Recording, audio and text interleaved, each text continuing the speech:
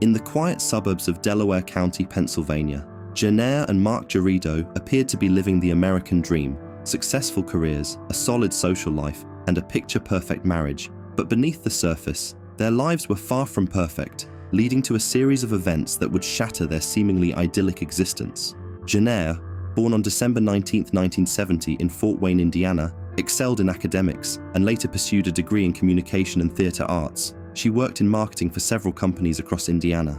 In 1986, as teenagers, she met Mark Gerardot while working at a Taco Bell.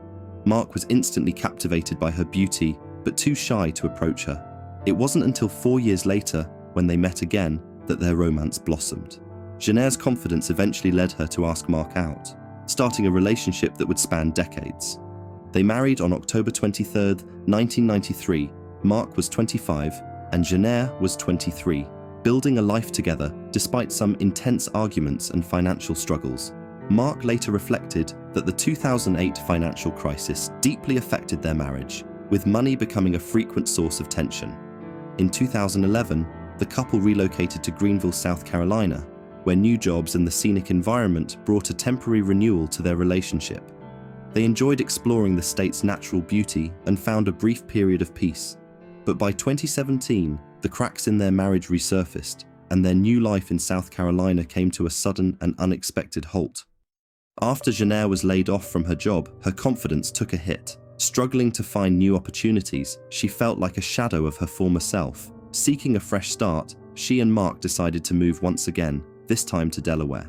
Mark quickly began job hunting and found an opening at the University of Delaware for a creative director in the marketing department. Despite initial concerns about working under someone much younger, he applied. That's when Mark met Meredith Chapman, a 33-year-old Pennsylvania native and University of Delaware graduate with a background in communication and education. Meredith, married to former Newark City Councilman Luke Chapman, lived in Delaware with their dog Indy. When Mark interviewed for the role, he was instantly drawn to Meredith, not just her beauty, but her intelligence and passion for her work. He recalled thinking, "I have to work for this person," after just 5 minutes of meeting her. Meredith was equally impressed and offered Mark the job on the spot, which he eagerly accepted. In November 2017, Mark moved to Wilmington, Delaware, while Jennair remained in South Carolina to handle the lease of their home. Mark, excited about the new career opportunity, had no idea this move would mark the beginning of the end for his marriage with Jennair.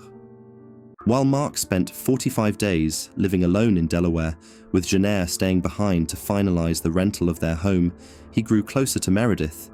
They quickly found common ground, and one evening she invited him out for a drink. Mark recalled how easy it was to connect with her, and during that conversation, he opened up about his marriage to Jennair and shared stories of losing his family members.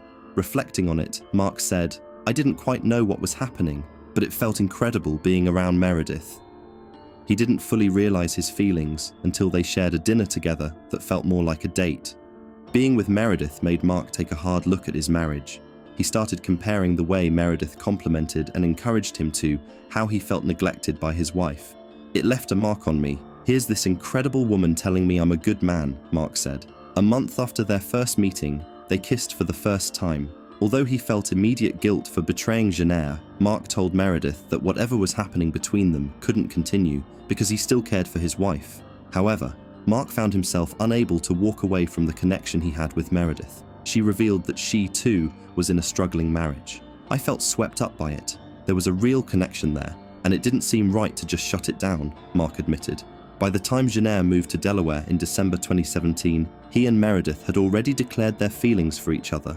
Mark confessed, "It felt right to tell her I loved her. It was a powerful emotion." When Jennair arrived, she immediately sensed something was wrong.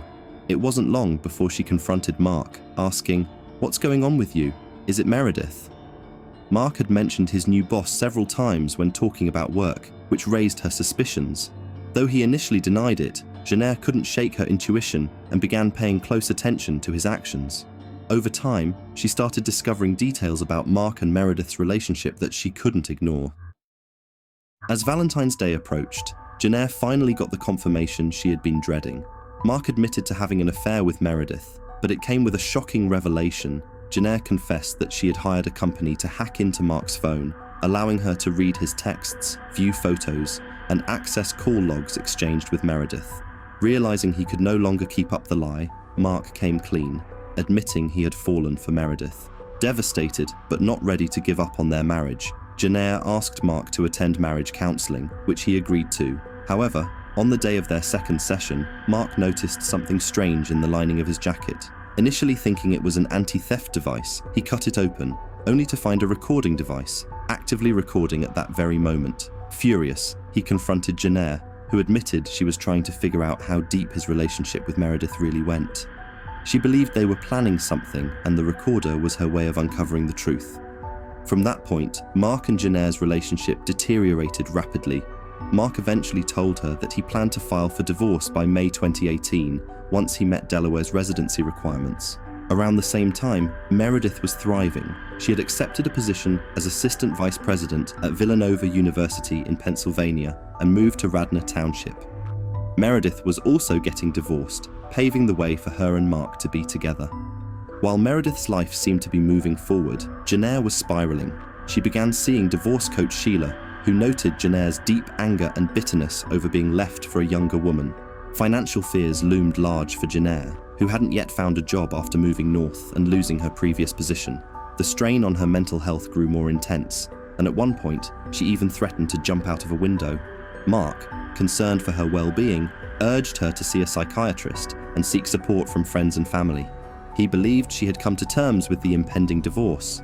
Jennair approached Mark with a list of requests for the weeks leading up to his official move out. Mark felt like they had made it through the worst, but he was unaware that the darkest days were still ahead. Among Jennair's list of final requests were simple things: hikes, dinners, and spending time together. Mark agreed, saying, "It was odd, but I was trying to land this thing so she was in a good place. If this is what she needed, I was going to do that." Over the next few weeks, Jennair appeared mostly normal, though she would occasionally break down in tears. She even posted on Nextdoor, asking for recommendations for a marriage counselor for a couple on the brink of divorce, seeking someone experienced in dealing with issues like infidelity, depression, and accountability. But behind the scenes, Jennair was plotting something far darker. On the night of April 23, 2018, she and Mark were supposed to meet for dinner to discuss their divorce agreement.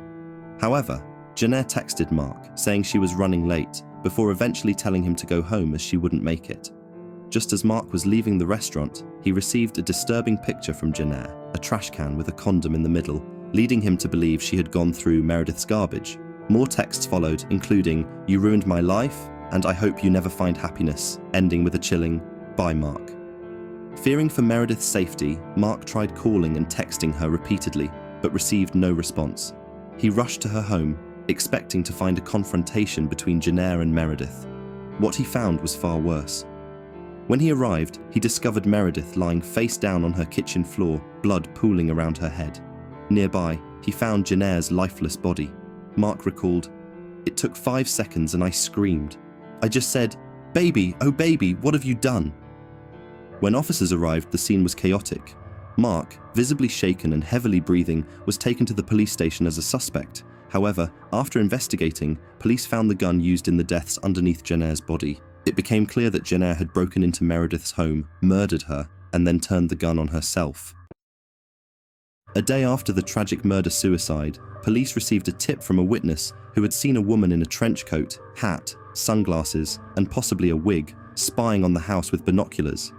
Investigators also found a set of car keys at the crime scene, which they traced to a Cadillac Jennair had rented. As Mark continued to dig through Jennair's bank statements, phone records, and computer backups, he uncovered that she had been leading a double life. After Mark confessed to the affair, Jennair opened a secret bank account and credit cards, which she used to purchase surveillance equipment, a lockpicking kit, hacking software, and even DNA testing kits for his clothes. Mark found over 400 images of their private text and Snapchat conversations, realizing that Jennair had been accessing his phone while he slept, using his thumb to unlock it. On March 20th, 2018, just 5 weeks before the murder, Jennair purchased the gun used in the tragedy. Her credit card statements revealed that she had visited a firing range 3 times to practice shooting. On the night of the murder-suicide, Jennair emailed a chilling letter to her family, explaining her motives in detail. She had been working on the letter for weeks, updating it with dates and entries. In the letter, she made it clear that her actions were payback for what Mark had done to her. In a televised interview with Dr. Oz, Mark revealed that Jennair had left a 15-page letter stating that she would have killed him too had he walked in on the crime. In the years since the tragedy, Mark expressed deep regret for how he handled the breakup. He said, "I broke her heart, and out of all this, my greatest regret is making her feel like she had no other choice. I wish I hadn't hurt her because I loved her. I still love her."